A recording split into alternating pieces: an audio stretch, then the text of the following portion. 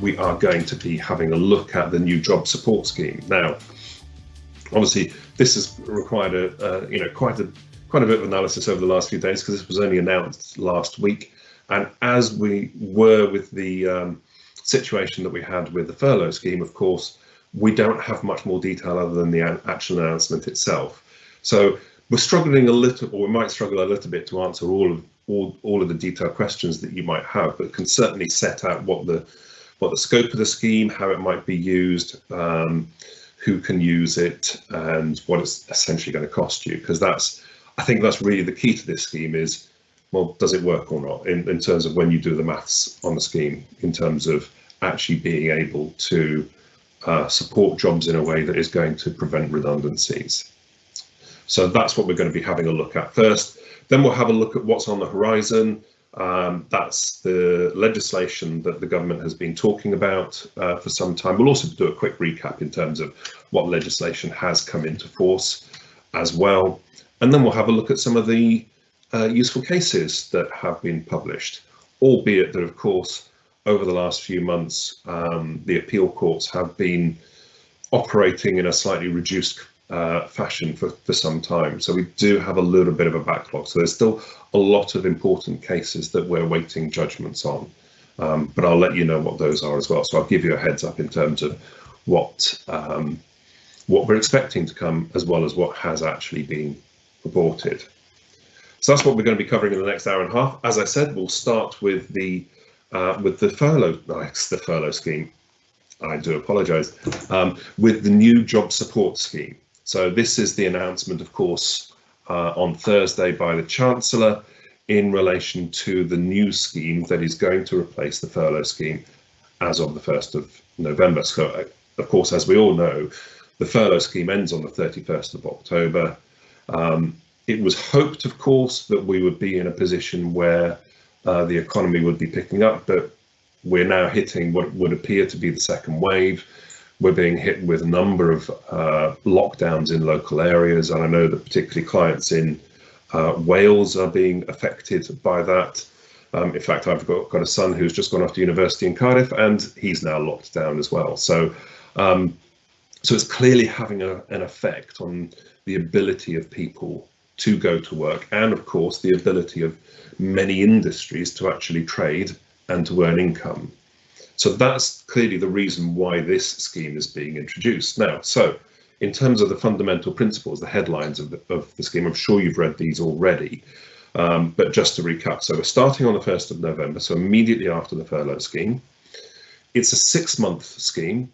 So in the same way that a number of the announcements by the government in terms of the restrictions that they're introducing, we do seem to be looking quite a long way into the future, whereas of course the furlough scheme initially was looking at a 3-month period initially, and then was extended, whereas what they're doing with this scheme is they're saying it's going to be in place for 6 months.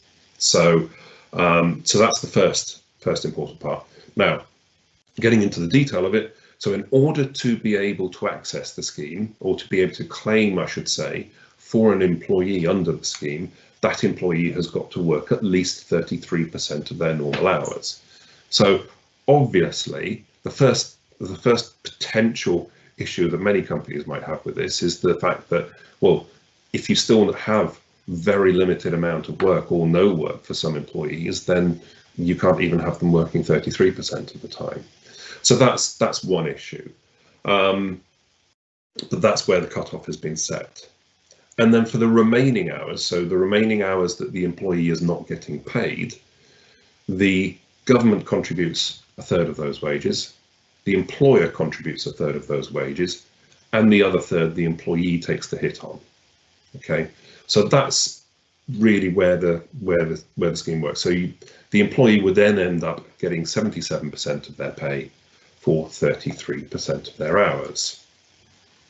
So how is it actually going to work? Now, there are quite a few details that were set out within the actual announcement itself. But as I said, we've got the announcement, but we have no guidance. There's certainly no legislation. There's no Treasury directions or anything like that at the moment. So we are I wouldn't necessarily say trying to read between lines in terms of the announcements, because some of it is quite clear, but there are some other comments within the announcement that means that we're having to make some assumptions about the way that we think the scheme is going to be operating. Now, first of all, there is going to be an aspect of means testing here, and means testing for larger employers. Now, the announcement doesn't necessarily define what a larger employer is, although it does say that SMEs will not be means tested. So we're making the broad assumption that when the reference is made to larger employers, we're looking at employers that have 250 employees or more. So that's first of all. So if you're employing 250 employees or more, then there is a significant probability that you are going to be means tested. And in terms of that means testing, you are going to have to show that the business has been affected in a financial way by the coronavirus epidemic. So if you haven't been affected in a financial way by the coronavirus epidemic, then you're not going to be able to make a claim, it would appear. Secondly, in order to ensure that only companies that need the help, or at least this, again, this is how I'm reading the announcement, that only companies who need the help can access the help, is that companies will not be permitted to make share dividend payments or do share buybacks or anything like that during the period of the scheme. Okay, when I say they won't be permitted or won't be allowed, I put on the slide there in quotations, there is an expectation. That was the wording used in the announcement. There is an expectation that no dividend payments or share buybacks would be done during that period of time. Now, for the SMEs, those restrictions don't apply. Okay, so there's no requirement to show that you've been badly affected by the coronavirus epidemic, or alternatively, there will be no limitation on share buybacks or share dividends. Now, what I'm not sure on at this point is quite how the definition of company is, how it's going to be looked at. Is it by limited company? Is it by group? That point isn't clear quite yet. The 33% of hours threshold, that's the threshold, as I said, that's going to apply from the 1st of November, but the government has said that they are going to review that after 3 months, and they want to review it with a view to increasing it. So what they're hoping for is that the economy does pick up over the course of this 6-month period, to then enable the government, to allow the government to then increase that threshold, so to reduce the level of support while still providing some support. The claim period has got to be over the course of a 7-day period. So over a period of 7 days, if the employee has worked less than 33% of their hours, then that means that there will be no claim. So you have some flexibility in terms of the working patterns, but you have got to ensure that you're looking at every single 7-day window. So if you are flexing up and down, if you're flexing down to the extent that during a 7-day period that they won't be able to, the employee won't hit that 33% of their hours, then it would appear that you won't be able to make a claim at that point. In the same way that there was a cap on the amount of furlough payments made, which was £2,500 per month, there is also a cap on the claim here, which is going to be a very precise £697.92 a month. Now, that is, once you do all of the maths on that, in terms of the contribution that the government is making, that third of the wages, not a third of the wages, a third of the remaining 2/3 of the wages, if they're working exactly the 33%, then that would then mean that the employee, if they earn more than £38,000 a year, that the contribution then begins to fall. So the employee might then be taking a more substantial hit, which I think is going to be quite key in terms of the type of employees that employers are going to be targeting this scheme at, for reasons that I'll move on to in a minute when we get on to the maths. So I've got a maths slide coming up, I'm afraid, just to show a worked example of this. Next, so cannot top up. Right, I've been quite quite clear in terms of using the word cannot. What the announcement actually said is that the announcement used the word expectation again. So they said that they don't expect employers to be able to top up. So again, this seems to give a clear indication that, in fact, in order to be able to use the scheme, that they want employees who need the financial help. So therefore, if you can afford to top up the wages, you don't need the financial help from the government, and so therefore you can't access the scheme. So it essentially means that in some ways that you can't actually be nice to your employees and top up the wages to ensure that they're not taking too much of a financial hit. So quite a strict approach, it would appear, is going to be made in relation to that. So yes, quite different to the way that many employers were using the furlough scheme, where the furlough scheme was then used to, or should I say, the employers were then topping up that remaining 20% to ensure that their employees were still receiving their normal pay. I know many employers didn't do that, and there was absolutely no requirement, but a number of employers did. And you can still access the job retention scheme. So again, cast your mind back a few weeks. The job retention scheme was announced a little while ago, which then provides a payment to employers of £1,000 per employee if they have brought back an employee off furlough and then been able to retain them until the end of January. So you can still use this new job support scheme and still claim under the job retention scheme.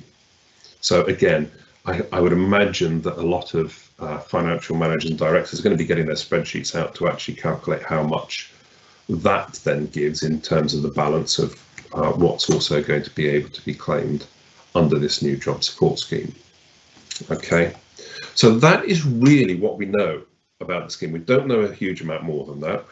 The government has provided us with a promise of guidance, and as you will probably remember from all of the time that we had with the furlough scheme, that we kept having guidance published very regularly, usually late on a Friday evening. So given that it's Thursday today, perhaps we will have some guidance published tomorrow evening, who knows.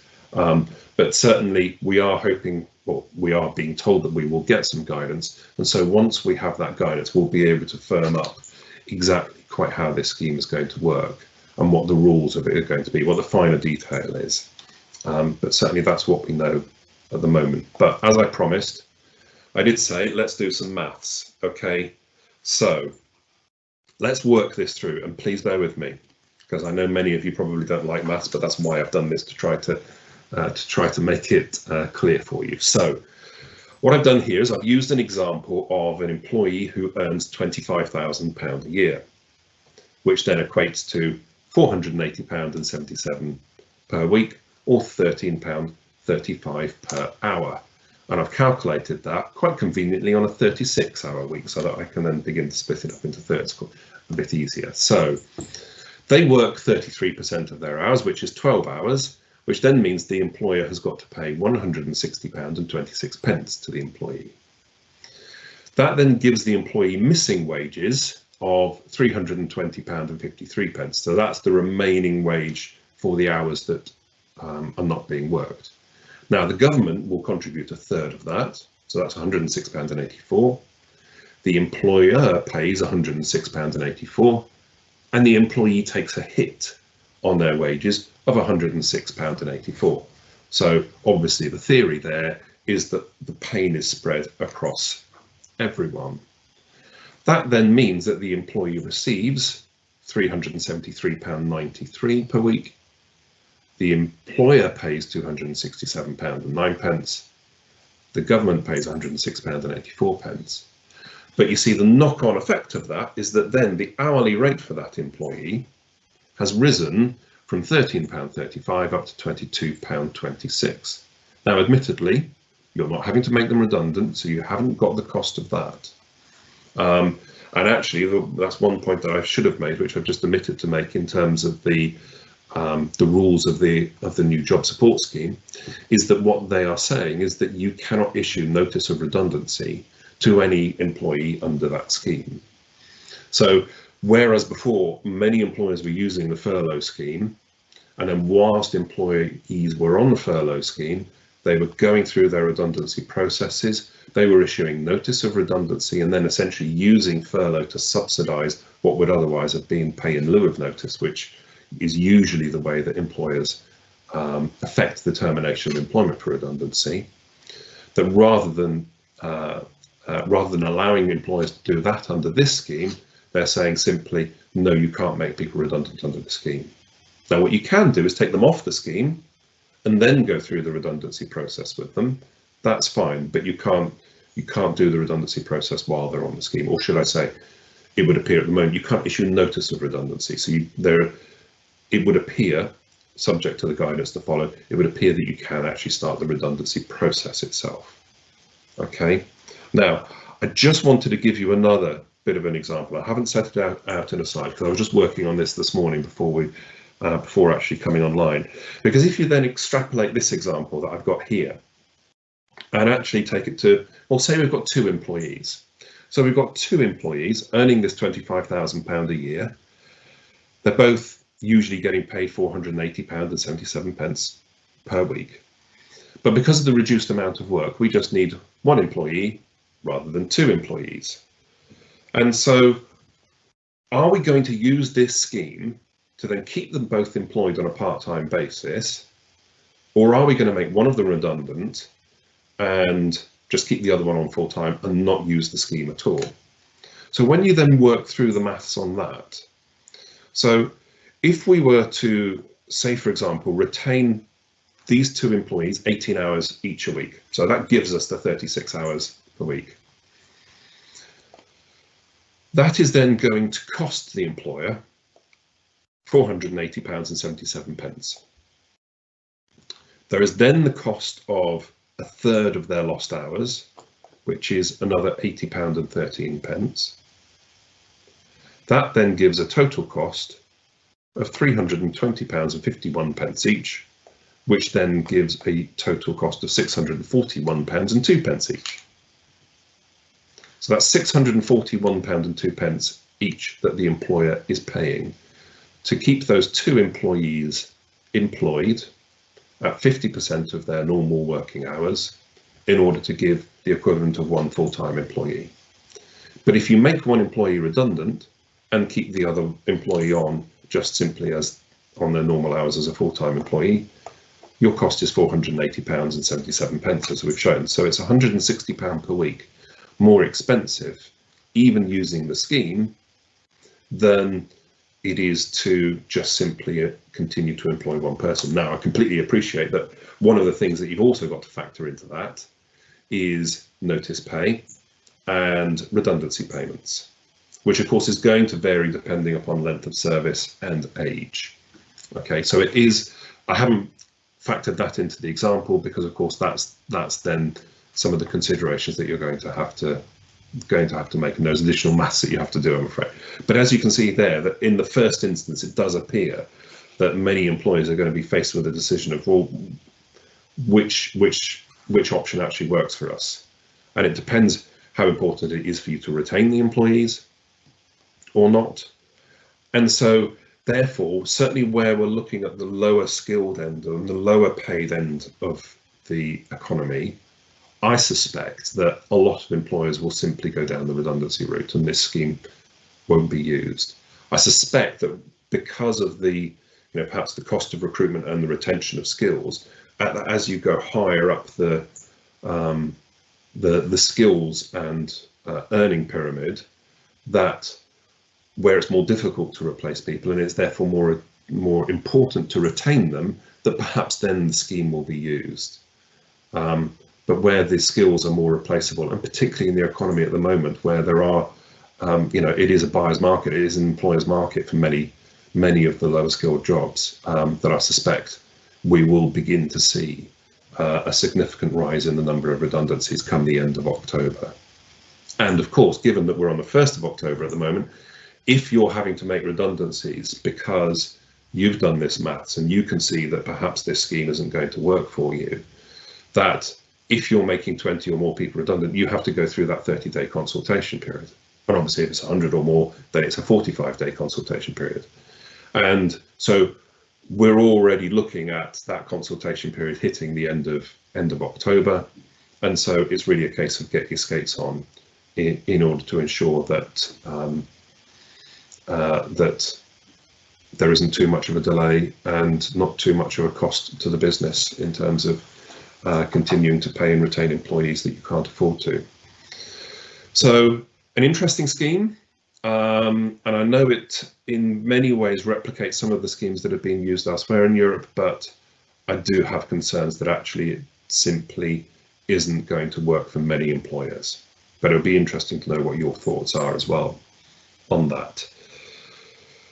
Of course, the other options, and I know that for those of you who did join in on a number of our furlough webinars, that we've already spoken about a number of these, and these still exist. So layoff and short-time working, if you've got the contractual right to do so, then you can lay people off or put them on short-time working without the need to meet this 33% minimum in terms of working hours, without needing to contribute additional sums for hours not worked.